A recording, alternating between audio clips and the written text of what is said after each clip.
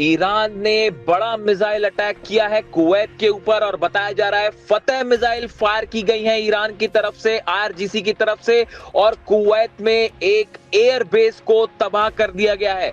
ये वो एयरबेस है जहां से अमेरिका की तरफ से हमले किए गए। देखिए, ये अब से थोड़ी देर पहले की ही खबर है। आज सुबह के वीडियो में मैंने आपको बताया था कि किस तरह से अमेरिका के कई ड्रोन्स गिरा दिए हैं ईरान ने। उसके बाद अमेरिका की तरफ से ईरान के 3 द्वीपों पर हमले किए गए। गोरुक पर हमला किया गया, सिरिक पर हमला किया गया और केशम आइलैंड्स पर हमले किए गए। इन तीनों द्वीपों पर टॉम हॉक मिसाइल से हमला किया गया, ऐसा बताया जा रहा है, और फाइटर जेट का भी इस्तेमाल किया गया। ड्रोन अटैक्स भी किए गए अमेरिका की तरफ से, और इस हमले का जवाब ईरान की सेना ने महज 1 घंटे के अंदर दे दिया। और जो जानकारियां सामने आई उसके मुताबिक कुवैत के एयरबेस का इस्तेमाल किया गया हमला करने के लिए ईरान पे। देखिए, कुछ दिनों पहले भी ऐसा ही हुआ था, कुवैत की तरफ से एयरबेस का इस्तेमाल करते हुए हमला किया गया था और ईरान ने जो है वो मिसाइल दाग के अमेरिकन एयरबेस को तबाह किया था। अब एक बार फिर कुवैत के एयरबेस का इस्तेमाल किया गया और जिस एयरबेस का इस्तेमाल किया था उसके ऊपर फतेह मिसाइल दागी है ईरान ने और उस एयरबेस को तबाह कर दिया है। देखिए, इस वक्त की बेहद अहम खबर, और इस हमले के बाद एक बार फिर अमेरिका और ईरान के बीच तनातनी बढ़ गई है और युद्ध जैसी स्थिति है। देखिए, जितनी बातचीत वाली बातें थी और डील्स वाली बातें थी वो सब पीछे छूट चुकी हैं और लगातार हमले जारी हैं। बंदर अब्बास पर हमला हुआ, इसके पहले भी केशम आइलैंड्स पर हमले हुए और इन हमलों के बाद अब एक नया हमला फिर से, जिसमें ईरान के 3 द्वीपों को नुकसान पहुंचाया गया।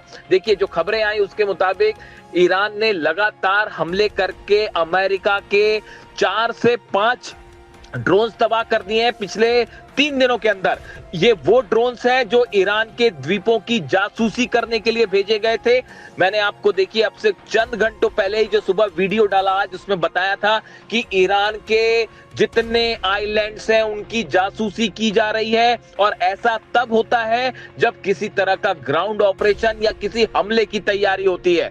देखिए, अमेरिका बार बार ईरान के उन मिसाइल लोकेशंस को पता करना चाहता है जहां से मिसाइल लॉन्चर्स हैं, मिसाइल्स फायर की जाती हैं, जो ड्रोन स्टेशंस हैं उनका पता करना चाहता है। इसीलिए ये ड्रोन्स भेजे जा रहे हैं जासूसी करने वाले। और आप देखिए, ये जासूसी ड्रोन्स जाते हैं, उसके बाद हमले हो जाते हैं। बिल्कुल ऐसा ही हमला बंदर अब्बास में हुआ। इसके पहले हमला केशम आइलैंड पर भी इसी तरह के हमले किए गए थे, तेहरान में भी हमले किए गए थे। अब एक बार फिर जो है ईरान के 3 द्वीपों को नुकसान पहुंचाया गया। लेकिन सैटेलाइट्स की इमेजेस, मैं बार बार आपको ये बात कह रहा हूं, चीन के सैटेलाइट, रूस के सैटेलाइट से बार बार ये बात साफ हो जाती है कि हमले कहां से किए गए। जो नई जानकारी सामने आई उसके मुताबिक एक बार फिर कुवैत के बेसेस का इस्तेमाल किया गया और जिस एयर बेस का इस्तेमाल किया था आईआरजीसी ने अपनी बैलिस्टिक मिसाइल फायर की है। फतह की जानकारी सामने आ रही है कि फतह 2 मिसाइल फायर की गई और जिसको रोकना अमेरिका के बस की बात नहीं थी, ना ही कुवैत का डिफेंस सिस्टम उसे रोक पाया है। और ईरान का दावा है कि सीधा उस एयर बेस को फतह मिसाइल्स ने हिट किया है और कम से कम 3 से 4 मिसाइल्स फायर की गई हैं जो कि उस एयर बेस पर गिरी हैं और बताया जा रहा है उसके रनवे को पूरी तरह से तबाह कर दिया है ईरान ने। और कुछ वहां पर खड़े फाइटर जेट्स को भी नुकसान होने की खबरें आ रही हैं, ऐसे दावे हैं। अभी इसको कंफर्मेशन में थोड़ा सा वक्त लगेगा। लेकिन देखिए, ईरान, मैंने आपको सुबह ही इस बात को बताया था कि ईरान की सेना के हाथ में कंट्रोल होना इसीलिए जरूरी है क्योंकि लगातार अमेरिका की तरफ से, इजराइल की तरफ से बातचीत के नाम पर धोखा हो रहा है। बार बार ये खबरें सामने आती हैं कि कोई बातचीत होने वाली है, डील की तैयारी हो रही है, कोई ड्राफ्ट तैयार हो रहा है। इस बीच हर बार धोखा करते हैं डोनाल्ड ट्रंप और अमेरिका और हमले कर देते हैं। पिछले 15 दिनों के अंदर ये चौथा हमला है जो बिना किसी उकसावे के किया गया। अमेरिका के जितने ड्रोन गिरे हैं वो ईरान के एयर स्पेस के अंदर गिरे, वो हॉर्मूज में एयर स्पेस के अंदर घुसे। अगर किसी देश के एयर स्पेस का उल्लंघन होता है तो ये उसका अधिकार है कि सामने वाले दुश्मन देश के किसी भी एयरक्राफ्ट को या ड्रोन को मार गिराए और ईरान की सेना ने यही किया। देखिए बार बार ईरान की सेना की तरफ से ये वार्निंग्स दी जा रही है कि हॉर्मूज में अगर आप हमारे वाटर्स के अंदर आते हैं, बिना हमारी परमिशन के आते हैं, तो आपके जहाजों को तबाह कर दिया जाएगा, आपके टैंकर्स को हिट किया जाएगा। अगर आप हमारे एयर स्पेस में आएंगे तो आपका एक भी प्लेन वापस नहीं जा पाएगा। ईरान ने अपना खुद का एयर डिफेंस सिस्टम डेवलप किया है, जिसकी ताकत हमने पिछले 10 दिनों में देखी और जिससे पूरा अमेरिका और इजराइल हैरान है। और अब देखिए वही एक बार फिर से 3 द्वीपों को टारगेट किया गया। ये साफ था, जिस तरह से ड्रोन्स भेजे गए, जासूसी ड्रोन्स भेजे गए, MQ-9 रिपर ड्रोन्स भेजे गए, इससे ये साफ था कि किसी ना किसी तरह के हमले की तैयारी चल रही है। और बार बार अमेरिका ईरान की उन लोकेशंस को पता करता है जहां से मिसाइल्स फायर होती है और उन्हें ही तबाह करने की कोशिश की जा रही है।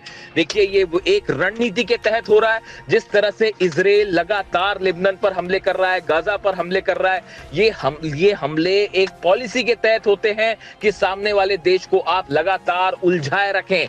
बिल्कुल ऐसा ही काम अब अमेरिका की सेना भी कर रही है। देखिए डोनाल्ड ट्रंप हॉर्मूज में कुछ नहीं कर पा रहे, अपने जहाजों को नहीं निकाल पा रहे हैं, हॉर्मूज को खुलवा नहीं पा रहे। ऐसे हालात में लगातार ये साबित करने की कोशिश हो रही है कि अमेरिका अभी भी पावरफुल है और ईरान के ऊपर लगातार हम हमले कर रहे हैं, ये दिखाने की कोशिश हो रही है। जबकि हकीकत ये है कि आप नोट करिए, पिछले 15 दिनों के अंदर चौथी बार ऐसा हुआ कि जब हमला हुआ और चंद घंटों के अंदर ही, बल्कि चंद मिनटों के अंदर ईरान की सेना ने पलटवार कर दिया और जबरदस्त पलटवार किया गया। पिछली बार भी जो है फतह मिसाइल का इस्तेमाल किया गया था कुवैत पर, और इस बार फिर फतह मिसाइल से जोरदार हमला किया गया है और बताया जा रहा है इससे खासा नुकसान हुआ है। देखिए अब हालात ये हैं कि इन नए हमलों के बाद एक बार फिर उस ड्राफ्ट की जो चर्चा हो रही थी, तमाम कंडीशंस की चर्चा हो रही थी, डोनाल्ड ट्रंप का बयान आया पिछला कि न्यूक्लियर डील को लेकर विस्तार से एक बड़े ड्राफ्ट पर प्लानिंग हो रही है।